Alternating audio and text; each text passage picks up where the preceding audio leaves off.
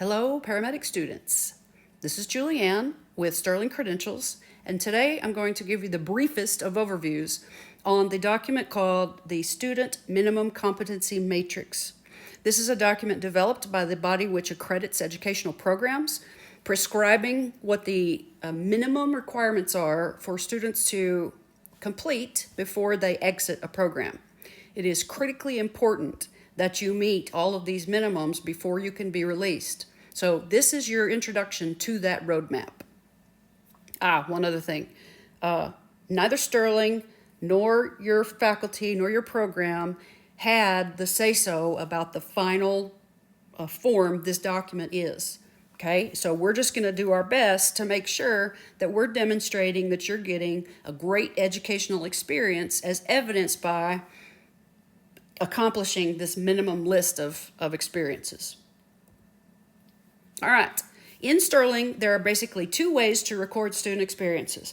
One, being checked off by a skill sheet, regular learn a skill, practice a skill, get examined on a skill. These are going to be found within the course type of classroom, which you see over here on a student dashboard, okay? And then the second is by student-authored patient care reports, where the student actually writes what they did. These are going to be applicable in your more advanced settings. These are found within a portion of the dashboard that I've called clinicals/patient care reports. In the vernacular that we commonly throw around, we call it clinicals, but the true case is that this is where you would go if you wanted to initiate a patient care report. All right, first, how do you find your SMC? Over here under Tools, you got your SMC, and you just click on that, and you can examine the data that you've accrued at any time. All right, so we're going to orient this around your activities and see how that works out for you. So skills lab days, again, like I said, this is a single skill being checked off or evaluated by a check sheet. And so it'll be where the pin was, click the pin. That's how you go into a session that your faculty has set up for you. That really just shows you exactly what you're supposed to accomplish during that session. It's like a checklist itself. As you complete the skill, it will be populated into the appropriate table. Table 3, which is basically advanced skills. Table 5, which are EMT skills. And then this in our EMT portfolio, which is kind of a mix. Next, simulation days. So these are the days where you're running full scenarios from top to bottom, maybe with moulage, but with the characteristics of the scene being as realistic as possible. So if we're going to give you a realistic experience, then that should include the real experience. And all of you by now recognize that you don't get to take care of a patient without having to do the paperwork. So that's what we're going to do here. So this will be a simulation patient care report. And as you lock the patients, they will populate into the appropriate tables, Table 1, Table 2, and Table 3.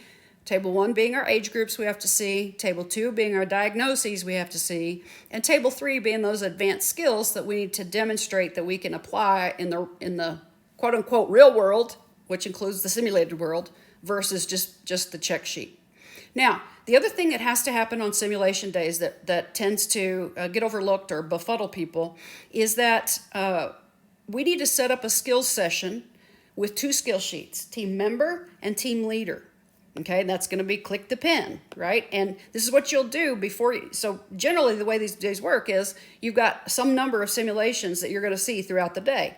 Well, when you finish the physical act of the simulation, then you need to stop and evaluate at least one team member on their team membership ability, while your faculty evaluates you or whoever it was, the team leader, by joining this skills session. And the reason that we have to do that is because we're tracking for the NREMT portfolio SIM requirement. And that thing is broken up by age groups, which is why if you do not do skill with scenario, you will not get credit here because we don't know the patient age.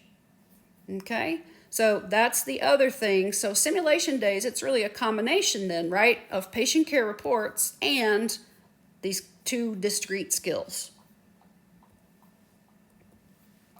finally, we have basically your live experiences, your clinical, your field, and your capstone.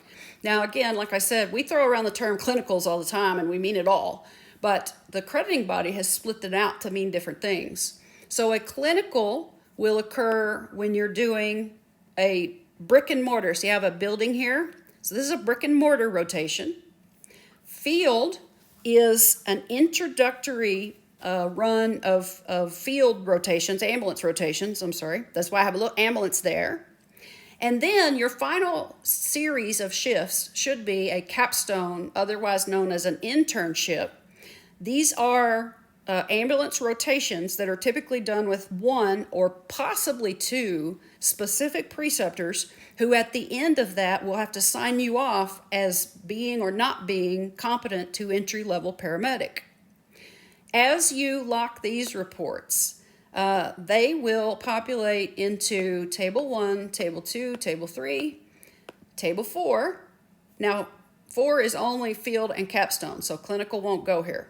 Okay, but what you'll find is I'm going to do a series of 3 videos to describe each of these things in detail. But in general, if you can read the descriptions at the top of the columns, you're going to have a very good idea of what's required and what's expected. All right, that's it. This is my first slide to the next video, which I'll work on now and take you into more detail about the specifics.